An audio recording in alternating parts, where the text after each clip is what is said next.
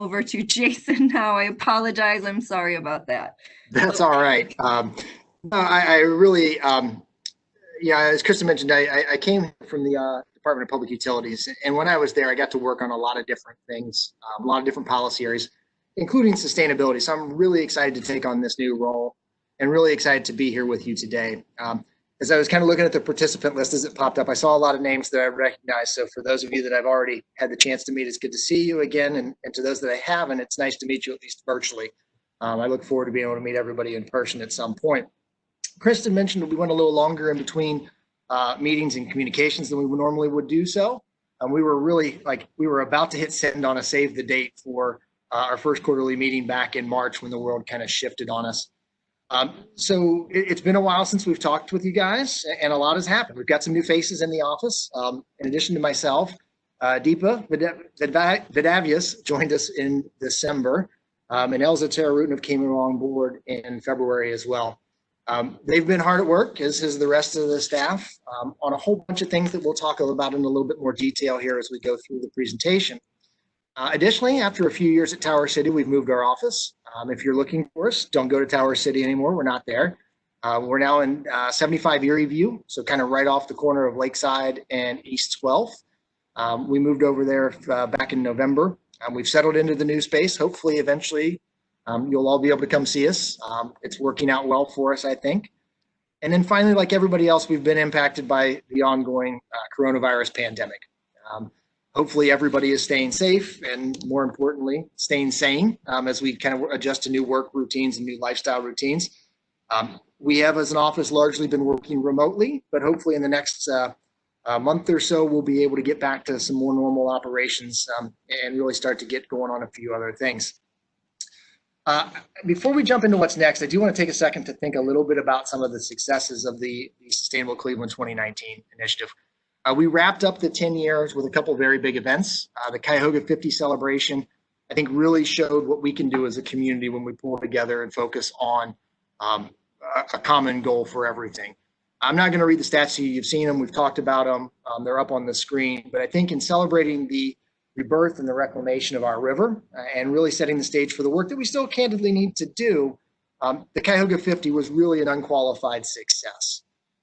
In addition, last year we did host the Culmination Summit for the Sustainable Cleveland 2019 initiative. I know many of you were in attendance at that summit or attended one of our summits before. Again, I don't want to belabor too much, but I do think it's important to recognize that with over 15,000 people engaged during the 10 years, we really have been successful at setting the foundation for sustainability and really taking some very concrete and tangible steps towards becoming that green city on a blue lake that we want to become.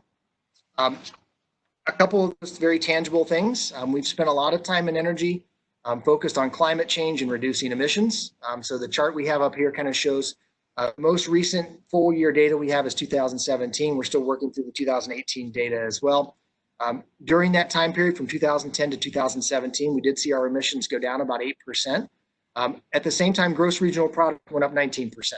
So really that's about a 23% reduction in emissions per GRP, which I think is a fantastic start. There's still work to be done, obviously, but we're making progress and we're moving in the right direction. In addition to emissions, we've had a lot of other successes. We've seen 6,000 new residential units come online that have met the city's green building standards. We have consistently seen increases in the percentage of residents who are within a 10-minute walk of a park. We've seen significant growth in solar and wind installations. And then I think probably, perhaps most importantly, with where we are now in partnership with Cleveland Neighborhood Progress, we've really been able to get about 5,000 people through the racial equity training as a community, which really is critical during this time. So probably more than anything else that I've been asked since coming on board in January is what comes next. We had a good run. It was 10 great years through Sustainable Cleveland 2019. So now what?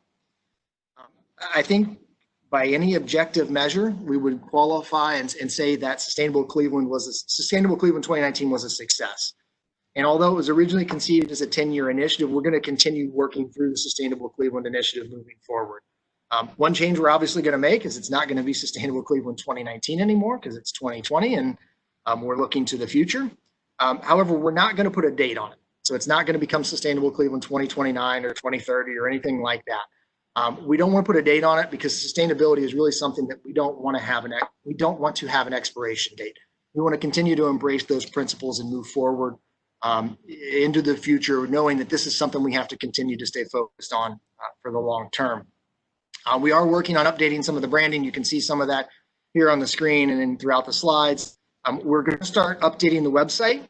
So we'll be making obviously content updates, but also maybe some usability updates, and really trying to reflect the new direction of the organization moving forward there.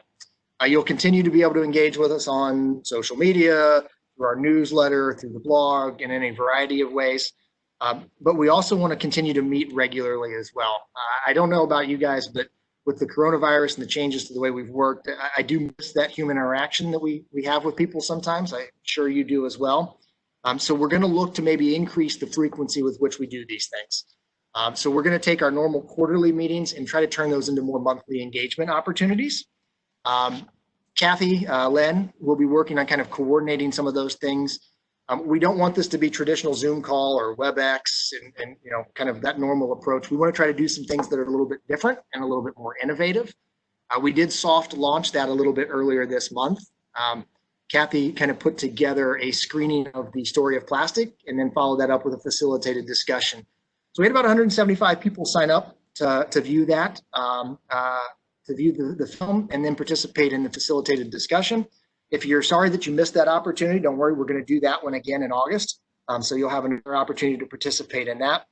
And we're going to start to build out that calendar of what that monthly engagement and what some of those topics will be. As we do that, we'd love to hear from you. We want to make sure that we're meeting your needs and facilitating the types of discussion and engagement that's beneficial to you all. So we would love to hear from you. I think we're going to try to post some contact information in the chat, or we'll get it up on the website shortly after this, where we'd love to start to hear a little bit about what you want to see, the topics you want to discuss. If you think this is a crazy idea, feel free to tell us that. We'll try to accommodate it as best we can as well. So really be on the lookout for some more information from Kathy about upcoming dates, times, topics. We'll try to get those out enough in advance so you can kind of plan to participate if you'd like to. We do intend to continue hosting annual summits. We're going to make a few changes to those moving forward, with the exception of 2020, which I'll talk about in a minute. We're going to probably move from the 2-day summit down to a 1-day summit. And we're really going to lean into this learn more, say more, do more mindset that we've developed. We really want to look at providing some different pathways to participation for individuals during the summit so people can participate at levels they're comfortable with, and hopefully use that as an opportunity to broaden the base of people that we're engaging with from a communications and a summit standpoint. Now, I mentioned that 2020 is going to be a little bit different than what we intend to do long term. With the ongoing reality of the coronavirus, I don't think any of us are comfortable putting a few hundred people in a room together in October. So we are going to try to do a virtual summit for 2020. We've identified October 14th and 15th for those days, so mark your calendar. We'll send out save the date information for you as well. We're still working exactly on what that's going to look like and how it's going to happen and how it's going to flow. But with the move to the learn more, say more, do more model, we're going to need some help creating some of those different learning opportunities. So we will be reaching out, we'll be putting out opportunities for people to give us some ideas about the types of sessions they'd like to see, the way they'd like for that engagement to happen. And candidly, if you'd like to help and host and run one of the sessions, we'd love to hear from you too. So we'll put out some information, some requests for potential programming in the not too distant future as we start to plan the summit out in more detail. So as we transition from 2019 to what comes next, I think we want to define something to aim for, right? So much of Sustainable Cleveland 2019 was pointing to the 50th anniversary of the river fire and the end of that 10-year initiative. Now we need something else. As we went through our discussions about what that should be, we kept coming back to really our vision statement and trying to focus on how we can assess becoming a green city on a blue lake. What does that mean from a quantitative and a qualitative standpoint? So we wanted our goal to be something that would help us know when we've gotten there, or when we're getting close, or things we need to do to get there a little bit more quickly. So as a result, we're setting what I think is an aggressive goal to become a LEED Platinum city. Now, we think that's going to take us probably a few years to get there. I think most of you are familiar with LEED for Buildings, and USGBC really kind of recently developed an approach that's similar to that assesses how cities and communities are performing in this area. It really does work very, very similarly to LEED for Buildings. It has prerequisites, it has credits. It's really a valuable tool, I think, to help guide us in terms of becoming more sustainable, more equitable, and more resilient into the future. So far, about 100 cities have been able to certify through the process, but less than 20 have gotten to that platinum certification. Now, as we had discussions, we liked LEED for Cities for a couple reasons. One is it really does give us kind of a holistic look at how we're doing. It blends information specific from city operations, but also brings in data from the broader community, recognizing that what we have to do really is going to take all of us kind of pulling together and working collaboratively to get there. Second, I think is really important for us is it has a really critical focus on improving quality of life. Based on the way the scoring structure is set up, it's very difficult to get the platinum certification without tangibly improving quality of life. So yes, we get the points for kind of having the right policies in place and increasing programmatic efficiency. But at the end of all of it, if we aren't making things better for the people that we serve, we're not going to get to where we want to or need to be from a certification standpoint. Additionally, we like LEED for Cities because it lines up with a lot of our existing efforts. A lot of folks in this group went through the climate action planning process and the updating process back in 2018. The community really came together and invested a lot of time and energy updating that plan. And the focus areas and objectives that are spelled out in there really reflect the overall sustainability priorities of our community. And we wanted to acknowledge that and be respectful of that as we started this process. So we took a really hard look at the alignment between the CAP focus areas in particular and those prerequisites and credits in LEED for Cities. And the good news is there tends to be a lot of agreement between them. So we really feel comfortable moving forward, knowing that it's in line with what we were already trying to accomplish through our climate action planning process.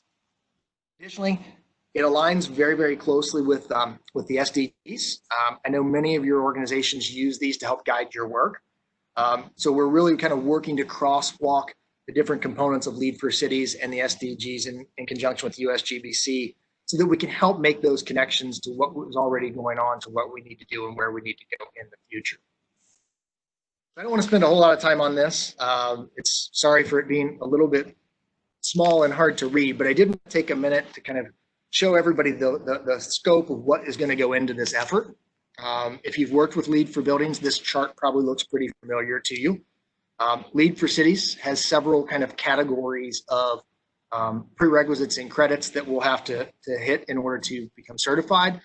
Running from integrative processes, really looking at management structures and the prioritization process that goes on at the city level.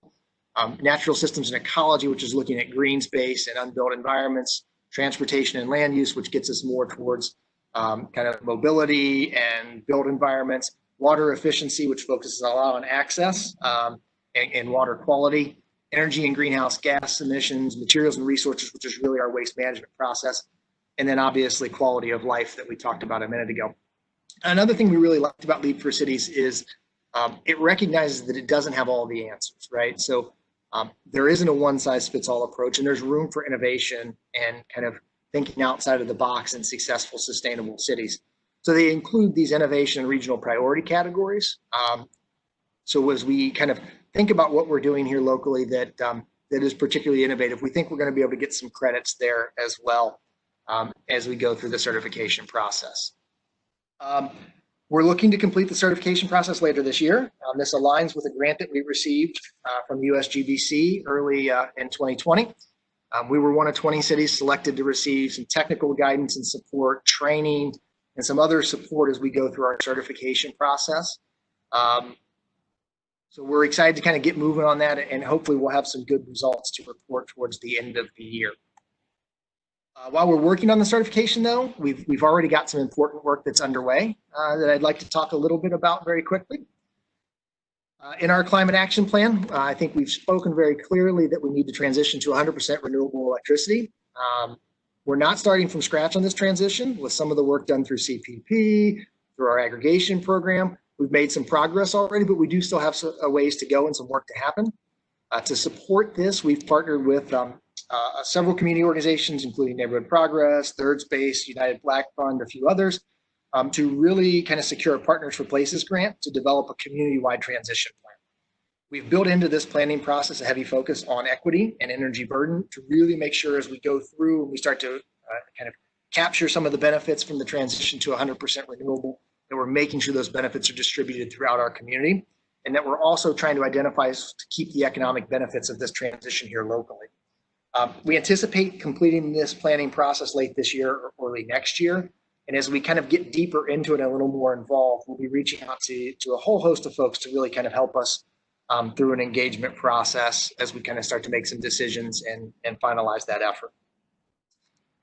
We also have established as a goal to have 100% of our residents within a 10-minute walk of a safe programmed park.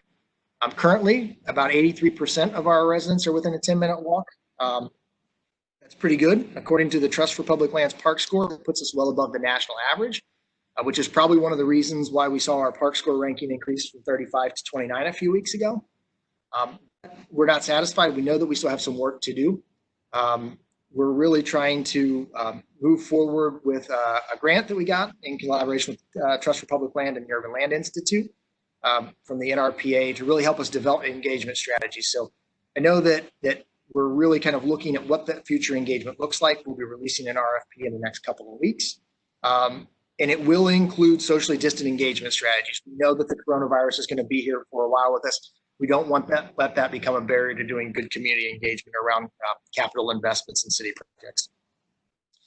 I think we have to talk about recycling, and I know Kristen is going to go into a whole lot more detail about this in a few minutes. I know a lot of folks on this call are going to be very concerned about recycling, but I want to be very, very clear that the city of Cleveland remains committed to recycling, but it has to be recycling that works.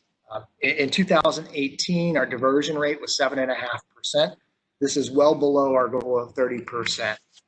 Due to a variety of market and local factors, when we went out to bid to replace the expiring contract, we only got one bid, and it was substantially higher than we expected, substantially higher than market, and would have resulted in significantly increased program costs simply to maintain the status quo. And we couldn't do that. So we're doing a couple of things. One, we're looking at some potential interim solutions, ways to kind of keep the process going and make progress as we do some evaluation and reassessment. And the second is we are working with the city's Division of Waste Collection on what that reassessment looks like. So the consultant who is kind of doing that comprehensive review of the waste management process is on board. Work is underway already.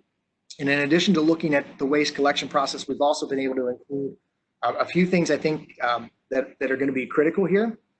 We want to look at recycling, obviously expansion of potential organic diversion, and then also bringing some of the circular economy solutions into this. We know that there's an economic value to these processes, and we want to make sure we can capture and keep as much of that economic value here locally. There will be opportunities for public engagement on this. We've already heard from a lot of folks that they want to be a part of that, and we're going to make sure to get information out as soon as we formalize that process, sooner rather than later, to everybody. But if you do want to make sure that you're included on that, we'll put a link up in the chat or on the website afterwards that really kind of gives you an opportunity to get added to that list, so we can make sure we're collecting information and following back up with you if you want to participate. This is one that kind of spans back into my former life before coming into sustainability, but Kristen and I have been working on the U.S. Water Alliance's Water Equity Task Force for the past 2 years, and we're really looking to identify solutions around water affordability and access. It was a good exercise. It brought together Cleveland Water, the sewer district, community groups, philanthropic organizations to really have some honest discussions about our local context and also to learn some best practices from other cities. 7 cities participated. We wrapped up the task force work earlier this year, which resulted in the development of a Cleveland-specific equity roadmap. That's out there. We'll make sure we get that information to everybody so that if you want to learn a little bit more about what that was involved with that, you can do so. Also, as the task force kind of transitions from more task force to more kind of long-term and permanent engagement, we're going to have some opportunities to broaden out the people who are involved in this to really kind of stay connected with this. And we'll make sure we get that information out to everybody as well. I think everybody hopefully remembers last year at the year-end summit, Mayor Jackson pledged an additional $1 million for tree planting to help us get to our 30% tree canopy goal. We're making progress on that, and we are starting to get trees in the ground.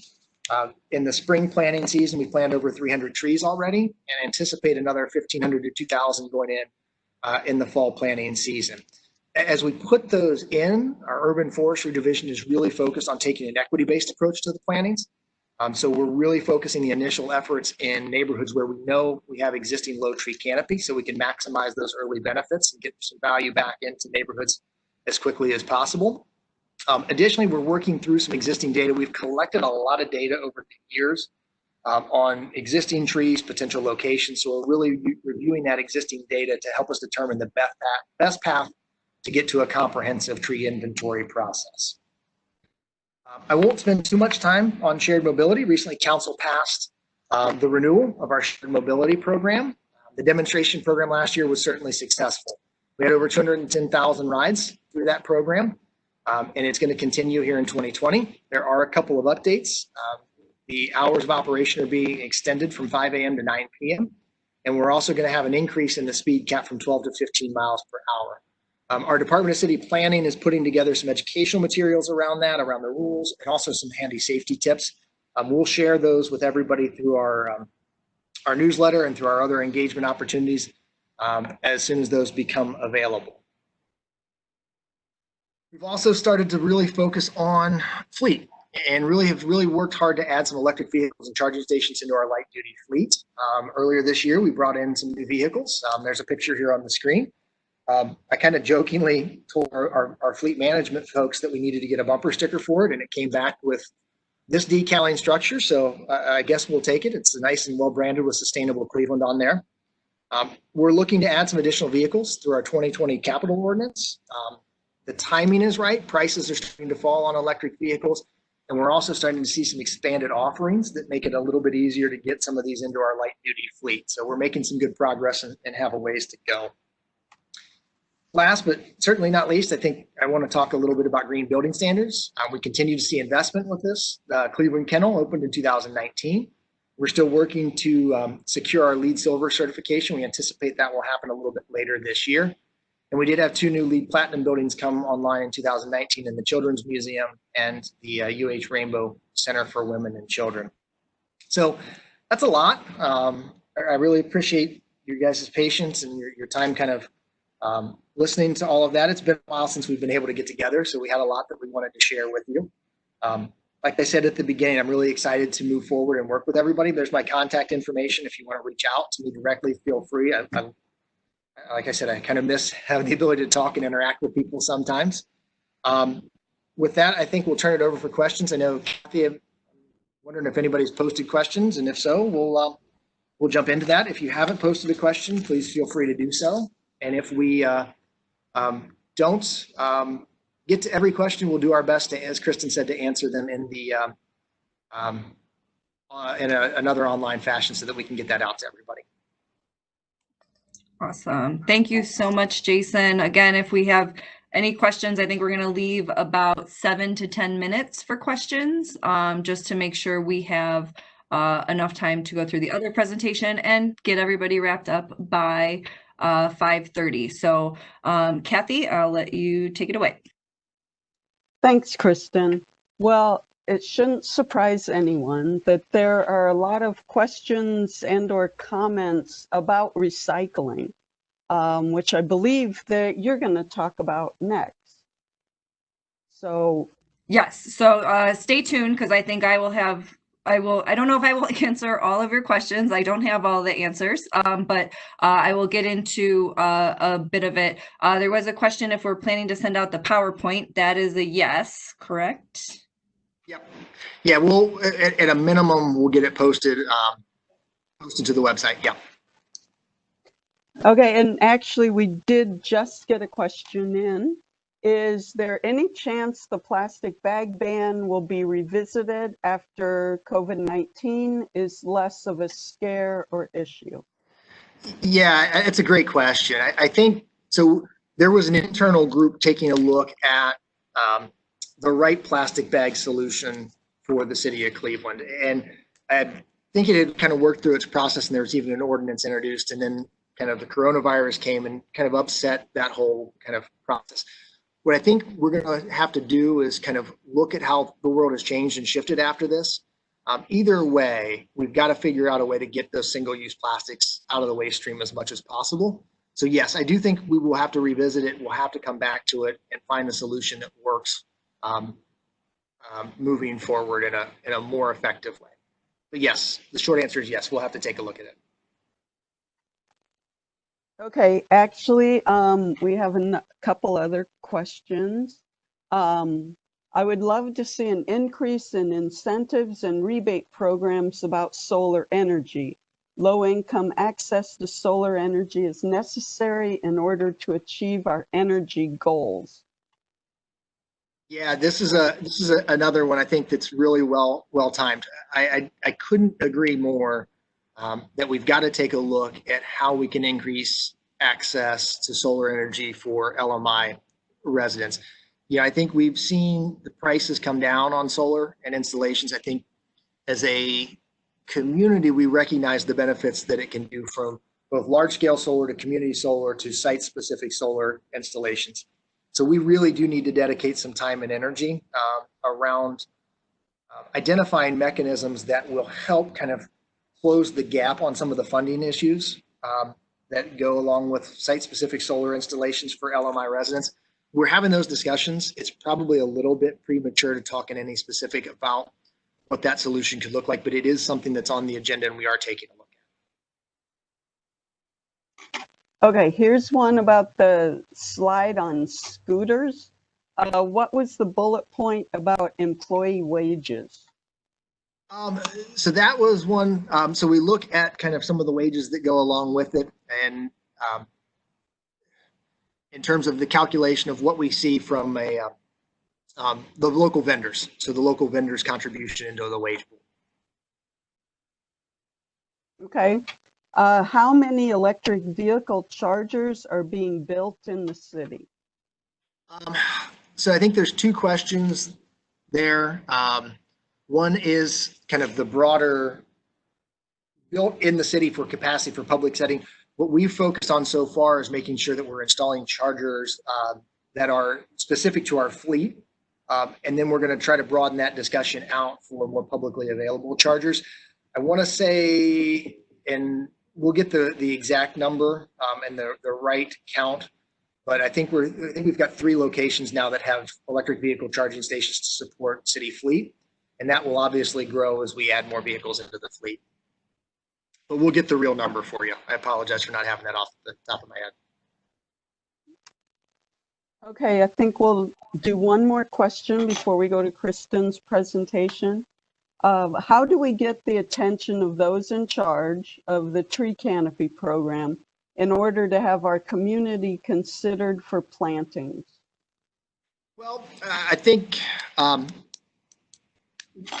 that's a really good question. I think if you obviously feel that there are opportunities for planting in your neighborhood, we want to hear about that. So you can obviously reach out to us in the Office of Sustainability, and we can work with Urban Forestry on potential identifications of locations. I think one of the things that we're looking to do is, like I mentioned, kind of sorting through all of that existing data, seeing where the gaps in our data are, where we may need to do a bit more research to develop that comprehensive inventory. As that process plays out, we should start to identify where those locations are through our own process. I think the other thing to keep in mind is we're really looking at right-of-way trees to a certain extent. So we're going to be doing most of our trees in land that is kind of owned and maintained at the city level. So if you're seeing opportunities there, let us know. We'll take a look. There could be complicating factors that don't make it ideal for that. But we're more than happy to take a look. So I think a great vehicle is to reach out to anybody in the Office of Sustainability, and we'll try to help make that linkage for you. Okay, thank you. I think it's time to answer some recycling questions with Kristen's presentation. Oh boy.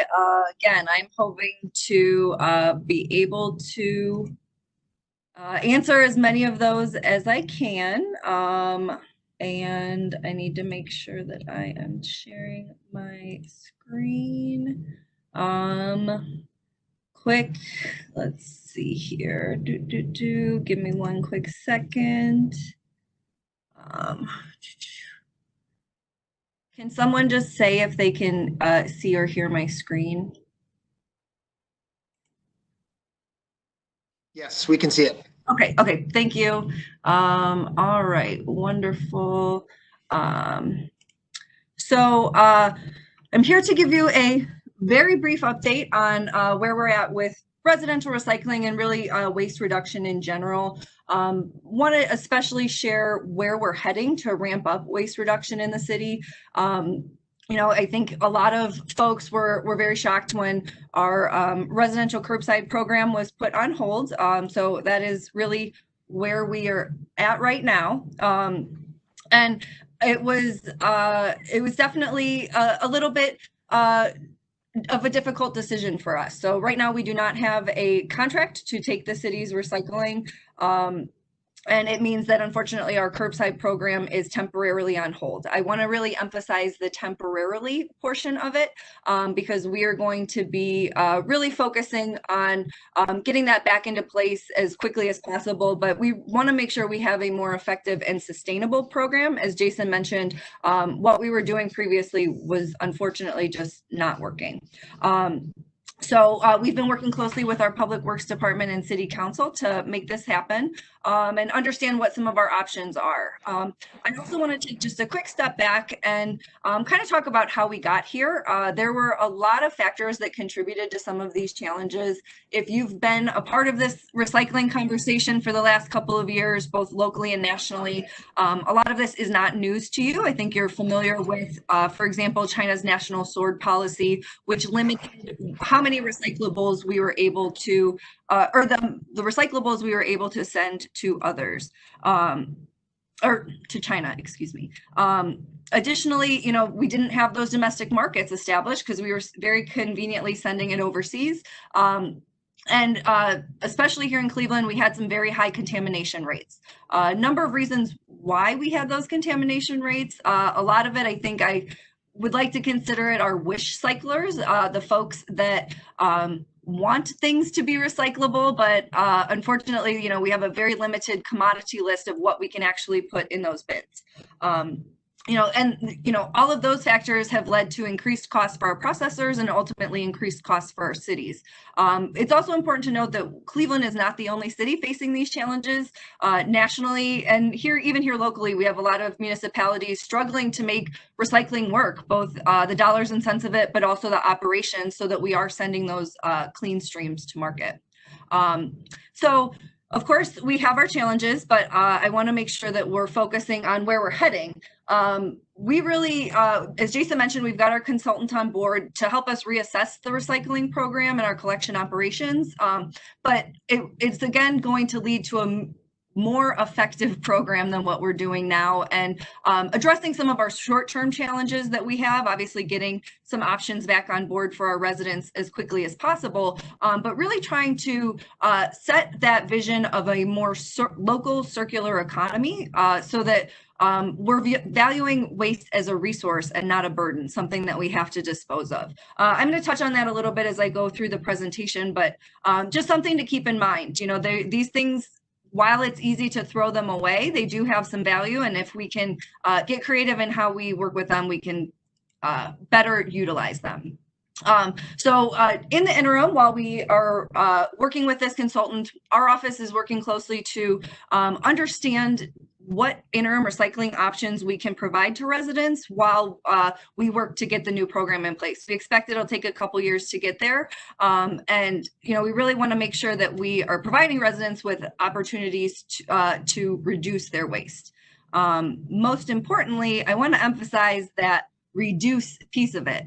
We were also willing to accept rethink, refuse, and being responsible for the things that you're buying and disposing. So, you know, the more that you are willing to kind of think about what you are bringing into your house, the less that you have to worry about on the disposal end.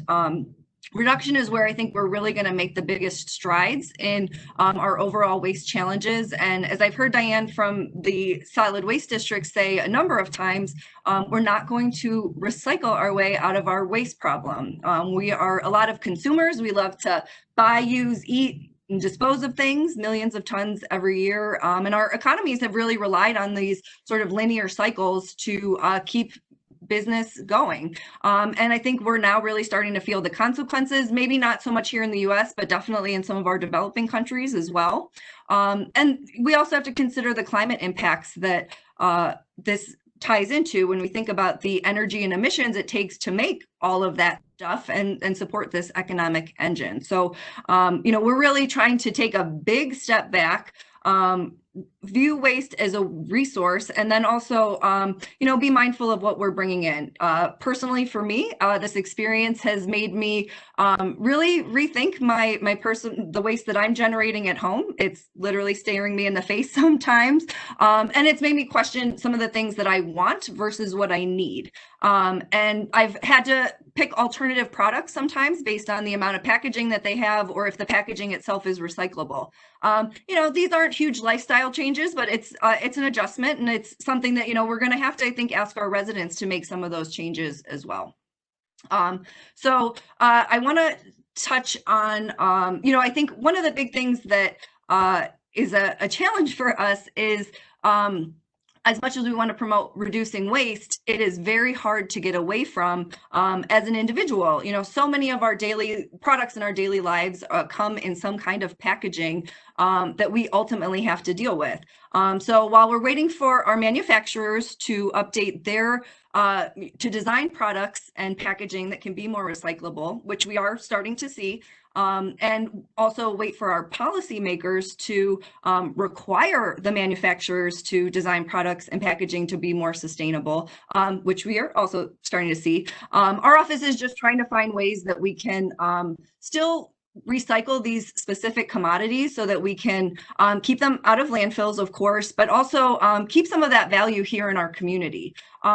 It's important for me to emphasize right now, those interim options are really going to focus on single stream commodity specific options. So this means whatever we find that we'll be collecting and accepting, it has to be separated and in a condition that it ultimately will have value at the end of its life. So as we've seen, mixing materials together often opens us up to a lot of contamination, and it reduces the value of those materials that we are collecting. So let's focus on these top 5 items. These should not be strangers to you. These are the items that were recyclable in your bin. If you were putting anything besides these 5 things loose in your bin, unfortunately, you might have fallen into that category of wishful recycler for us. So these are the things that are accepted from our material recovery facility, our MRF, and these are the items that, we are definitely exploring to try to still find vendors for those. Right now, the 2 main commodities that have kind of the most value on the market are metal, aluminum, scrap metal, et cetera, and then paper and cardboard. So we'll be providing some resources later this week. You can find some on the Solid Waste District as well about where you can take your metal food and beverage cans, especially aluminum cans. There is the aluminum cans for burned children collection at some of our fire stations. And then there are numerous drop-off bins for paper and cardboard throughout the city. You'll find those usually around churches and schools. So we hope to keep many of you in the loop as we address some of these and have some of these options available. And again, hopefully have some information up on the Sustainable Cleveland website later this week. So we've talked about reduce. I want to also make sure that we are talking about the reuse side of things, reusing to reduce. So the less that you are bringing in, or the less that you have to generate, the more you can reuse things, the better. So opting for reusable products versus one-time use disposable ones. I think many of you on this call, this is not anything new for you. So refill your plastic water bottle, refuse the plastic disposable serviceware and use your own reusable utensils. I think right now we are dealing with a lot of takeout, and it is just default to throw that plastic silverware in there. Where you have the opportunity, if you can refuse it and not bring it into your home, all the better. I think a couple other things to consider are the repair side of things. We all too easily fall into the habit of something breaks, I'm going to just go buy a new one. Maybe consider repairing it yourself or supporting a local repair shop so you can get even more life out of whatever it is you're using. I also want to just highlight a few other recycling options that are still available in the city. These have been around for several years, and I expect we'll still continue these collections. So we have household hazardous waste, with the exception of latex paint. Paper shredding, you can bring up to 3 boxes, and electronic wastes, no TVs, please. So all of those 3 materials can be dropped off at our Division of Waste Carnegie facility at 5600 Carnegie, Monday through Friday, 9 a.m. to 3 p.m. We also have a couple other recycling options for medications. Those can go to our local Cleveland Police Department. And then scrap tires, you can put up to 4 out during your monthly bulk collection. And I have some exciting, well, I don't know how exciting it is for everybody, but somewhat exciting news if you live in Cleveland. Bulk collection will resume next week, June 22nd and 29th, and then July 6th and 13th. I just want to remind those of you that are living in Cleveland and plan to utilize this of our bulk collection guidelines. Only 3 items per household. You can see some of our acceptable items: appliances, furniture, mattresses. Any cloth furniture or mattresses must be wrapped in plastic. They will not collect them if they are not. A lot of that is for the safety of our employees, so please keep that in mind. And then in addition to those 3 items, you can put up to 4 tires. We do not accept construction material, and do not put boxes and bags out. Those should go into your black cart. So I also wanted to share with you, kind of at a broader scale. So moving a little outside of Cleveland, we've been working nationally with partners through the USDN, the Urban Sustainability Directors Network. These include Boulder, Colorado, San Francisco, Fayetteville, Kentucky. They are looking at ways to view carbon as a resource rather than a pollutant and something that we need to get rid of. So the recent IPCC, Intergovernmental Panel on Climate Change, noted that we're not going to hit our climate reduction or carbon reduction goals through just mitigation efforts alone. We have to look at sequestration and other innovative technologies to help us really address some of these climate problems. What gets me really excited about this is it connects to more natural systems. So really keeping those nutrients and resources in our community. And there's ties into our Cleveland Tree Plan, the 10-minute walk goal, Project Clean Lake, definitely really setting the stage for a more circular economy, especially when we think about our organics. And then, building resilience into our neighborhoods, making sure that those that are most vulnerable to the impacts of climate change are really able to reap the benefits of some of these. Additionally, some of this has made us rethink our relationship with plastics, especially COVID-19. I had mentioned that earlier, especially around takeout. Kathy Len is our resident plastic expert. She is definitely a great resource to connect with, and excuse me one second, can share a lot of different information. She leads our Zero Waste Working Group as well, and she can, our Plastic Reduction Working Group, excuse me, and can connect you with a lot of the different efforts happening around plastics. Additionally, and I have to apologize now, I just caught it. I have not updated this slide, but the story of plastic is she's going to be doing the film screening, as Jason mentioned, later this summer, and then we will get that information out as soon as we can. Additionally, our Zero Waste event or Zero Waste NEO working group is going to be meeting in July to relook at our Zero Waste event guide, excuse me, and I figure out how we can adjust it based on COVID. There are a lot of events that have been canceled. Many of them are looking very different these days. So even as folks are starting to plan for 2021, we want to make sure that we are providing them as much information as resources as we can. And then finally, as Jason mentioned, we are going to be kicking off our monthly discussion series in July, focusing on composting and organic waste. So we'll have some information for you in the next week or so on how to get involved and what the topic specifically will be. finally, what can you do? So many folks are reaching out to me asking, how can I get involved? What can I do? One of the big pieces for us is really we just want to connect with you and hear from you.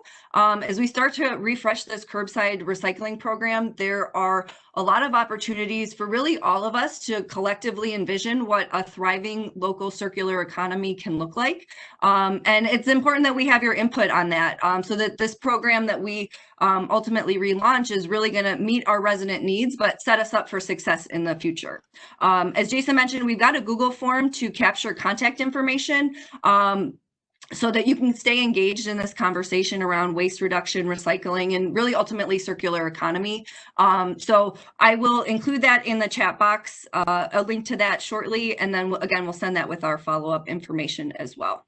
And, I just want to say that we are at a unique time in our waste reduction journey where we have the opportunity to kind of start from scratch and design something that really could be a national model for how cities manage waste in a sustainable way. So, please stay connected with us, share this information with your friends and family, especially if they have any questions. The more you can help spread that message and educate yourself on where our recycling is, the better impact we're going to have in the community. And then with that, I just want to say thank you, and I will also open it up to, I'm going to stop sharing and open up to questions.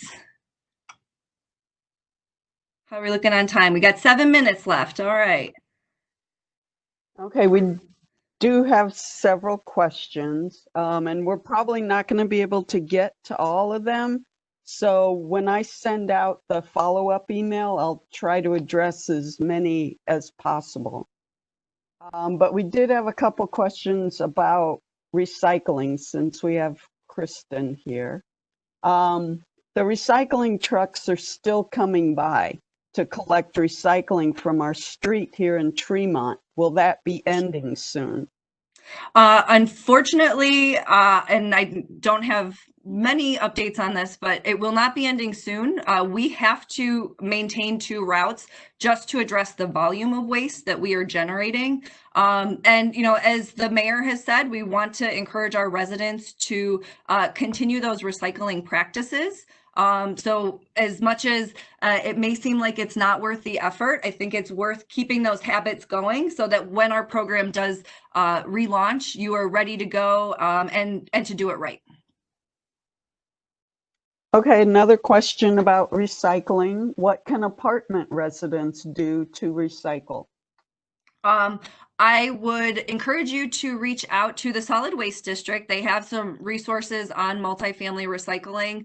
And, reach out to your landlord as well. Their landlord or property manager, they're going to be ultimately the ones that help drive that and make the decision. Talk to your neighbors as well. The more neighbors that are asking for recycling, the more that it brings it to your landlord's attention that this is something that the folks who live here want to see. I believe that we're also going to include that in the scope for our consultant because that is, part of our bigger picture.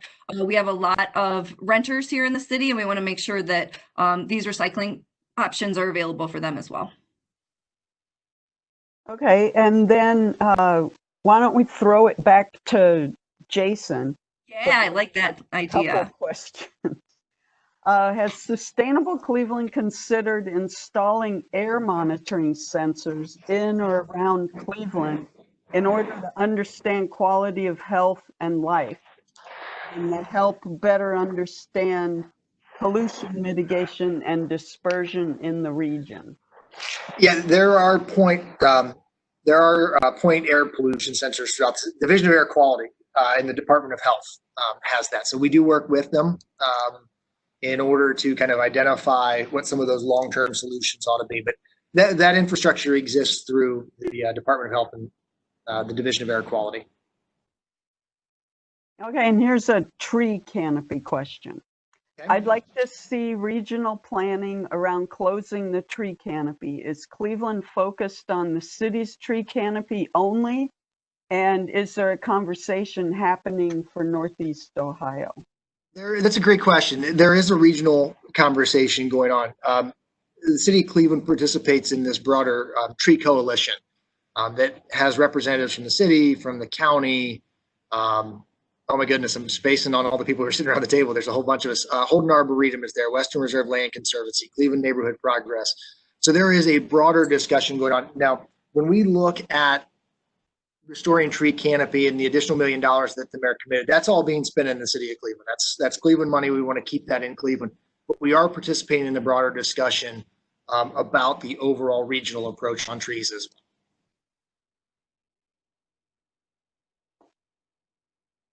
Okay, we might have to get back to waste and recycling now. I'd say, how about maybe 1 or 2 more questions? Kathy, I'll let you pick what category they fall under. And then again, we really appreciate everyone joining us and all of the comments and feedback. We are going to do our best within the next week here to just get as many of those responses. I don't know what that's going to look like yet. Maybe a blog post or some social media content, we'll see. But we definitely will do our best to address as many of these as we can. What role can this team play in banning styrofoam? That is a great question. I would encourage you, especially if you're a City of Cleveland resident, to talk to your city council members. We do have a working group that was focused on the plastic bag ordinance. Unfortunately, it's had to be a little bit on hold because of COVID. But it's on hold, but again, not going away. So, there may be opportunities to include styrofoam as products, under that ordinance, or maybe in future versions as well. Okay. Oh, now I just lost it. Do we have ways to incentivize businesses and markets to give their leftovers / spillover of food to food pantries and food banks? That's a great question. I think the word that's tripping me up a little is the incentivize piece of it. I think that's a awesome idea and strategy. How to incentivize it. I don't know that I can think of a creative answer to that right now, but I will. Yes, Jason, you've got it. No, I think that's a broader discussion around food that we need to maybe start. And I think highlight something that, Jason, we haven't covered a whole lot, but it's been challenging to get a lot of momentum during this COVID time period is our business engagement. And, while we may not be able to mandate or incentivize them to do that, we can definitely connect them with resources. And I'm finding a lot of businesses, especially the large corporate ones, but even some of the small and medium-sized businesses want to show that they are giving back to the community, and it helps them reach some of their mission, vision, and individual business goals to provide some of that. Okay, so with that, we are at 5:30, so I do not want to keep anyone any longer. I would like you to go and please enjoy your evenings. Again, thank you all who stuck with us, are still on the call. And again, look for follow-ups from us in the next week here, and have a wonderful summer. We'll talk to you soon.